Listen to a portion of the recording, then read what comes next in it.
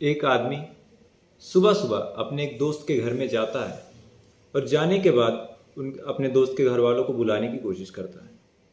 अब वो आदमी जब अपने घर के दोस्त पे जाता है और दरवाज़ा खटखटाता है, अंदर से कोई आवाज़ नहीं आती, तो दरवाजे को धक्का दे के अंदर घुसने की कोशिश करता है। और जैसे ही दरवाजे को धक्का देता है, दरवाज़ा अंदर से बंद नहीं था, तो जाहिर सी बात है खुल जाता है।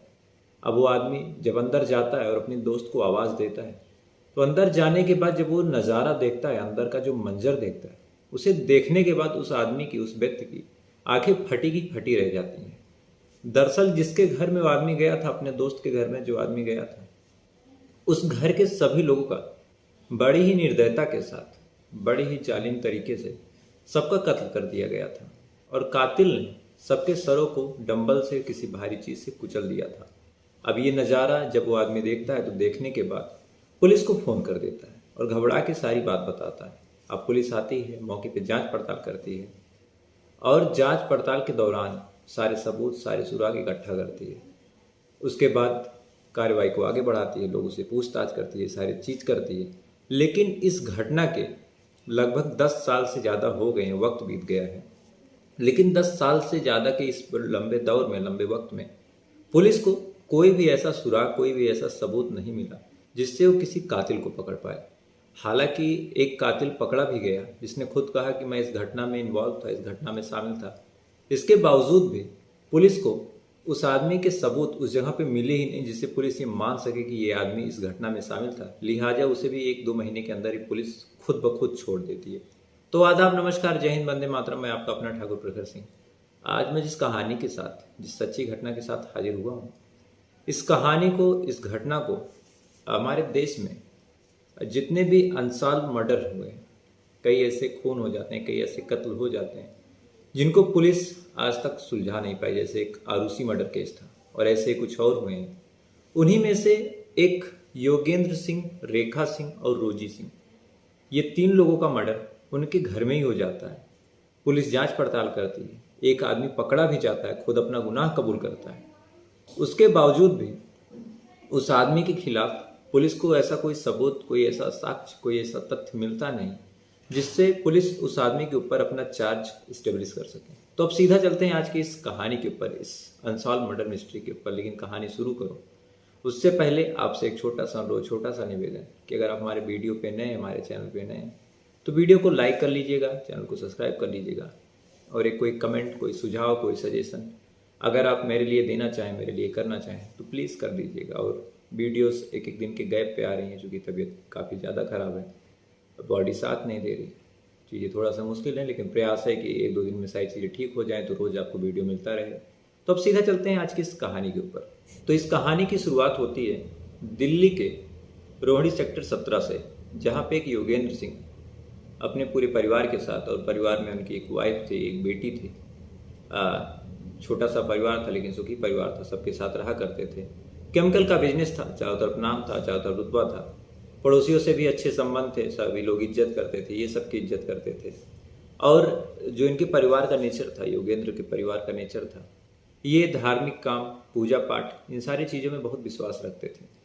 अक्सर ये दर्शन के लिए दूर दूर जाया करते थे, सारे देवी स्थानों पे, देव स्थानों पे जाया करते थे। और इसी क्रम में इन्होंने अपने पड़ोसियों के साथ और कुछ खास दोस्तों के साथ ये प्लान बनाया कि 21 सितंबर 2012, यानी कि आज से ठीक 1 साल पहले, इन्होंने प्लान बनाया कि 21 सितंबर को हम लोग वैष्णो देवी चलेंगे। सारी चीज़ें सेट हो जाती हैं, बस वगैरह बुक कर दी जाती है। दिन बाय दिन जब तारीख नज़दीक आती है तो सभी लोग तैयारी, सभी लोग खरीदारी, ये सारी चीज़ें करने लगते हैं। और योगेंद्र भी अपनी पत्नी के साथ बढ़ चढ़ के खरीदारी, ये सारी चीज़ें करते हैं। अब 20 तारीख को सब लोग आपस में एक दूसरे से मिलते हैं। फिर प्लान होता है कि सुबह 7 से 8 के बीच में हमारी बस निकल जाएगी। बस हमारी सोसाइटी के मेन गेट पे खड़ी रहेगी और सब लोग टाइम से आ जाएंगे, क्योंकि लेट नहीं करना है। अब इसके बाद रात को सभी लोग सोते हैं। सुबह जब बाकी लोग पहुंचते हैं तो योगेंद्र और उनकी वाइफ उस जगह पे नहीं आते हैं। अब लोगों को थोड़ा अजीब लगता है कि योगेंद्र कल कह रहे थे कि सबको टाइम पे पहुंचना है और आज खुद ही लेट हो गई। अब पड़ोसी योगेंद्र को फ़ोन करते हैं, लेकिन योगेंद्र का फ़ोन नहीं उठता और ना ही योगेंद्र की वाइफ का फ़ोन लगता है। अब और टेंशन की बात, इधर समय 7:30 होता चला गया। योगेंद्र का फ़ोन लगातार बज रहा है, योगेंद्र फ़ोन उठा नहीं रहे। तो उसी में से योगेंद्र के एक मित्र थे, यश भारद्वाज। वो कहते हैं कि आप लोग परेशान ना होइए, मैं उनके घर पे जाके देखता हूँ कि वो लोग क्यों लेट कर रहे हैं। अब यश भारद्वाज इतना कह के बस के पास से योगेंद्र के घर के लिए रवाना होते हैं और 4 कदम की दूरी पे ही योगेंद्र के घर पे पहुंचते हैं। अब घर पे पहुंचते हैं, घर की बेल बजाते हैं, अंदर से कोई रिस्पांस नहीं मिलता। इसके बाद दरवाज़ा खटखटाते हैं, आवाज़ देते हैं मुंह से, चूँकि परिवार में कई बार आ जा चुके थे तो भाभी के नाम से पुकारते हैं, ये सारी चीज़ें करते हैं, लेकिन अंदर से न कोई हरकत हो रही थी, ना कोई आवाज़ आ रही थी, ना ही कोई रिस्पॉन्स दे रहा था। अब इसके बाद योगेंद्र सोचते हैं कि खुद ही घर के अंदर जाके देखूं कि क्या हुआ है, ये लोग सो रहे हैं या फिर क्या हो गया। तो योगेंद्र घर के दरवाजे को जैसे ही पुश करते हैं तो दरवाज़ा अंदर से खुला हुआ था। अब दरवाज़ा जब अंदर से खुला हुआ था तो जो यश भारद्वाज थे वो घर के अंदर जाते हैं और योगेंद्र बुलाने लगते हैं। अब जैसे ही ये घर के अंदर जाते हैं और 4 कदम आगे बढ़ते ही हैं तो अंदर का जो नज़ारा था, अंदर का जो मंजर था, उसे देखने के बाद ना चाहते हुए भी इनकी चीख निकल जाती है और तेज़ी से चिल्ला के वहाँ से भाग आते हैं और आगे पुलिस को फ़ोन करते हैं। दरअसल अंदर योगेंद्र फर्श पे खून में डूबे हुए लेटे हुए थे और उनके सर को, उनके चेहरे को किसी भारी चीज़ से बुरी तरीके से कुचला गया था। अब पुलिस आती है, पुलिस घर के अंदर जाती है और फिर घर वालों के बारे में जब इनसे भारद्वाज से पूछती है कि घर में और कौन कौन था, तो भारद्वाज बताते हैं कि योगेंद्र के साथ उसकी एक बेटी और इनकी पत्नी रहा करती थी। अब पुलिस वालों को लगता है कि चलो एक लाश है, बाकी 2 लोग कहाँ हैं। तो घर वाले, माफ़ कीजिएगा, जब पुलिस वाले घर के अंदर जाते हैं और ऊपर से नीचे तक छानबीन करते हैं तो फर्स्ट फ्लोर पे उनकी वाइफ और उनकी बेटी की भी लाश मिलती है। वाइफ के सर को भी योगेंद्र की तरह बुरी तरीके से किसी चीज़ से मारा गया था, कुचला गया था, और वहीं इनकी जो बेटी थी रोजी, उसको तकियों से, यानी कि उसका गला, उसका मुंह तकियों से दबा के मार दिया गया था। अब किसी घर में कोई आदमी आता है और पूरे परिवार के लोगों को मार देता है, तो ये जो मामला था ये पूरे उस समय दिल्ली में और ख़ासकर उस इलाके में बहुत हाईलाइट होता है। पुलिस वालों के ऊपर प्रेशर आता है कि जल्द से जल्द इस मामले को सॉल्व किया जाए, इस मामले को सुलझाया जाए। लिहाजा पुलिस भी इस मामले को सुलझाने के लिए, इस मामले को सॉल्व करने के लिए एड़ी चोटी का जोर लगा देती है और सॉल्व करने जुट जाती है। सबसे पहले घर के लोगों को बुलाया जाता है और पास पास के जो रिश्तेदार थे उनको बुलाया जाता है। सबसे पूछताछ की जाती है कि आप अपने घर को चेक कीजिए कि कोई सामान मिसिंग तो नहीं है, या फिर किसी से लड़ाई हुआ हो, किसी से झगड़ा हुआ हो, आपको किसी पे शक हो, ये सारी चीज़ें बताइए। तो जब बाकी लोग आते हैं और चेक करते हैं, घर के जो और सदस्य थे, लिहाजा इनका एक बेटा भी था लेकिन बेटे की 1 साल पहले मौत हो गई थी, तो उसकी वाइफ और बाकी लोग जब आते हैं और चेक करते हैं जो रिश्तेदार थे, तो पता चलता है कि योगेंद्र का मोबाइल और उनकी बेटी का लैपटॉप, ये 2 चीज़ें गायब हैं।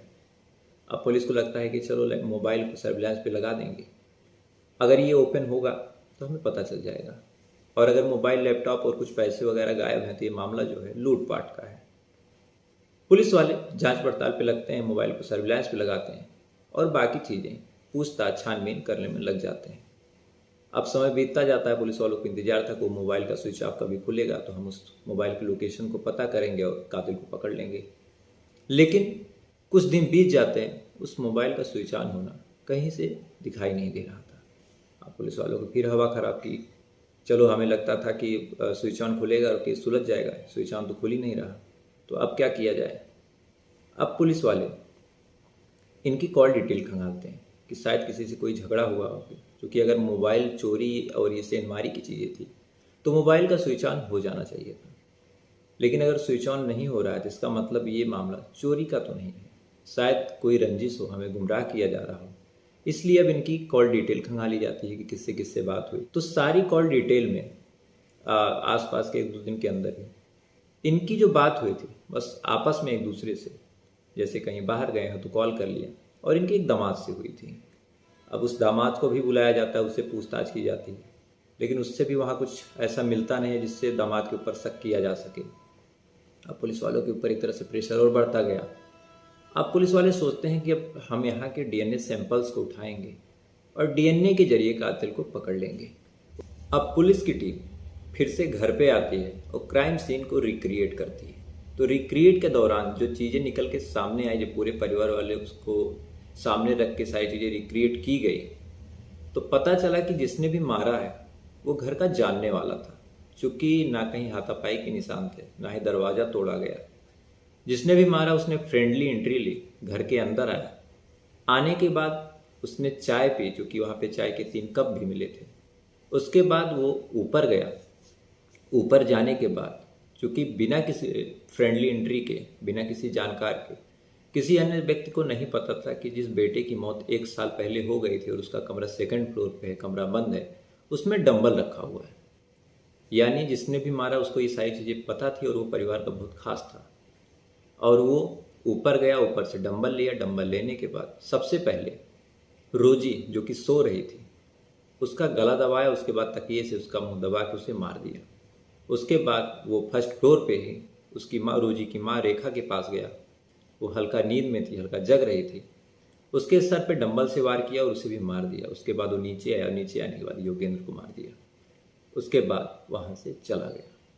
जब क्राइम सीन रिक्रिएट किया गया, ये सारी चीज़ें एक्सपर्ट्स के द्वारा निकल के सामने आई कि मर्डर का जो सिनारियो है ये ऐसे हुआ था, तो जो शक था वो आसपास के लोगों पे और सारे जानकारों पे, जो उस परिवार को जानने वाले थे, जो उस परिवार के परिचित थे, उन पे जाता है। अब पुलिस उन सबको फिर से उठाती है, उनसे पूछताछ करती है अपने अपने तरीके से, बातों को घुमा घुमा के, लेकिन उनसे भी ना कोई सुराग मिलता है, ना कोई सबूत मिलता है, ना ही ऐसी कोई बात निकल के सामने आती है कि इस वजह से या फिर इस शख्स ने मर्डर किया होगा। अब इसके बाद इधर पुलिस जांच पड़ताल कर ही रही थी कि एक चोरी के मामले में कुछ लोगों को उठाया जाता है, और उठाने के बाद जब उनसे पूछताछ किया जाता है तो उसमें से एक आदमी कहता है कि जो अभी कुछ दिन पहले रोहड़ी वाला मैटर हुआ है उसमें मेरा हाथ है। अब पुलिस वाले जब ये बात सुनते हैं तो उन्हें तो लगता है कि चलो हमारे हाथ में एक तरह से खजाना लग गया।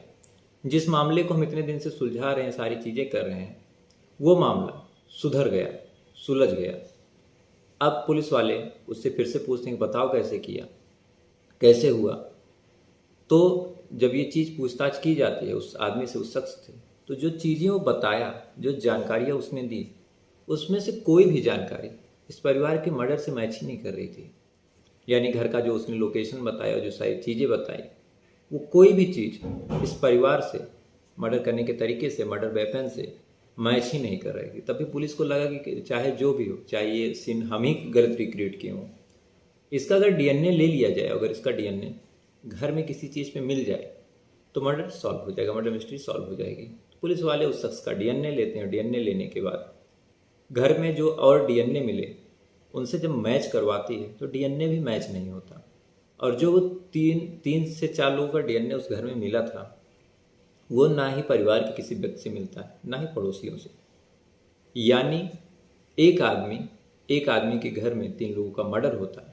मर्डर करने वाला कोई जानकार ही था, कोई पास पड़ोसी ही था, जिसे ये सारी चीज़ें पता थी कि घर में डंबल कहाँ रखा हुआ है, और घर में वो फ्रेंडली आ जाता है, कोई चीख पुकार नहीं होती, कोई हल्ला नहीं होता, मर्डर करता है, मर्डर करके चला जाता है। एक दूसरा आदमी उस मर्डर का इल्ज़ाम अपने सर पे लेता है, लेकिन उसके खिलाफ पुलिस मामला स्टेब्लिश ही नहीं कर पाती। और आज भी साल 2012 से मर्डर हुआ है, 2022 में 2022 बीतने वाला, 2023 आने वाला है, आज भी ये मर्डर मिस्ट्री अनसॉल्व है कि ये मर्डर किसने किया, उन तीनों की हत्याएं किसने की, क्यों की। ना ही वो मोबाइल का आज तक ऑन हुआ, ना ही डीएनए आज तक किसी से मैच किया, और पुलिस की फाइलों में आज भी ये केस ओपन है। तो फिलहाल ये थी पूरी कहानी। तबीयत थोड़ी सी खराब थी, इसलिए कहानी को थोड़ा सा शॉर्ट रखा, तो प्लीज़ बुरा मत मानिएगा। तो अब आपसे कल फिर मुलाकात होगी किसी नई कहानी के साथ। तब तक अच्छे रहिए, खुश रहिए। जय हिंद, वंदे मातरम। वीडियो आपको पसंद आई है तो वीडियो को प्लीज़ प्लीज़ प्लीज़ एक लाइक कर लीजिएगा, एक कमेंट कर दीजिएगा, सब्सक्राइब कर दीजिएगा और अपने दोस्तों के साथ भी शेयर कीजिएगा। तो जय हिंद, वंदे मातरम।